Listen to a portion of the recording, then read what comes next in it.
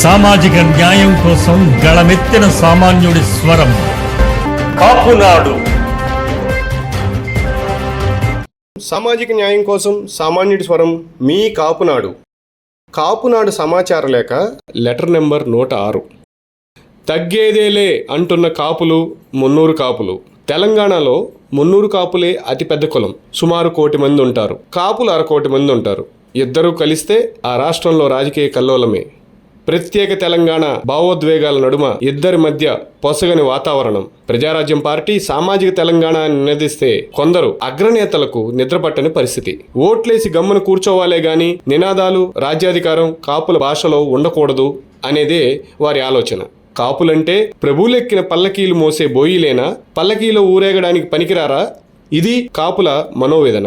హైదరాబాదులో ఇటీవల కాపు మున్నూరు కాపు ఐక్య సంఘటన ఏర్పడింది.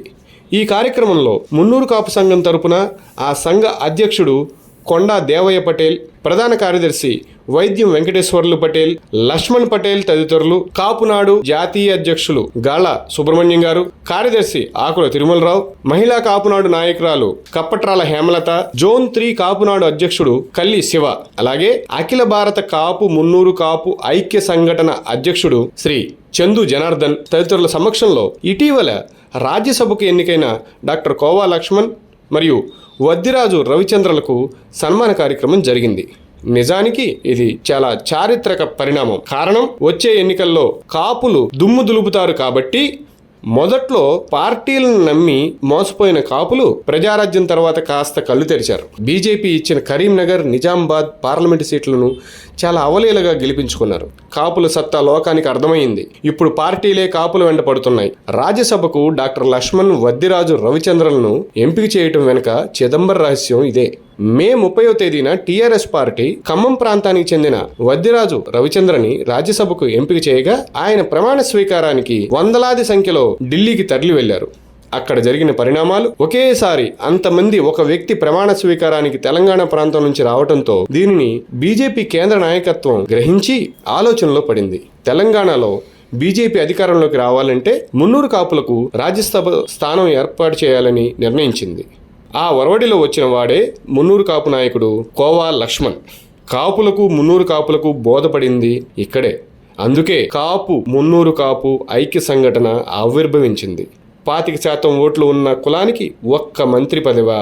మీ చుట్టాలకైతే పదవుల పందేరమా? దక్షిణ భారతంలోని తమిళనాడులో 30, కర్ణాటకలో 25 సీట్లు తగ్గకుండా కాపులు గెలుస్తూ వస్తున్నారు. ఆంధ్ర, తెలంగాణలో సైతం కాపులు మున్నూరు కాపులు ఎటు మొగ్గు చూపితే వారికే అధికారం. అసలు ఇక్కడ పెత్తనం ఎవరిది? తెలంగాణలో చంద్రబాబు మీద ఉన్న కోపంతో చంద్రశేఖరరావుకు ఆంధ్ర కాపులు గంపగొత్తగా ఓట్లేస్తే కనీసం ఒక్క ఎమ్మెల్యే సీటు కూడా ఇవ్వలేదు. కమ్మ వాళ్ళకి ఎమ్మెల్యే సీట్లు, మంత్రి పదవి, పార్లమెంటరీ పార్టీ నాయకుని హోదా. అటువంటి కేసీఆర్ కు కూడా ఈరోజు కనువిప్పు కలిగి ఒక రాజ్యసభ సీటు ఇవ్వాల్సిన పరిస్థితిని కాపులు కల్పించారు.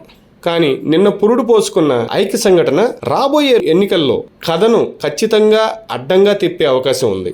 కాపులు మున్నూరు కాపులకు అనుకూలంగా గ్రహస్థితి మారుతోంది. ఈ పరిస్థితిని ప్రతి కాపు మున్నూరు కాపు గ్రహించారనే ఆశిద్దాం. శుభమస్తు. అభినందనలతో మీ Kapunadu. Please subscribe our channel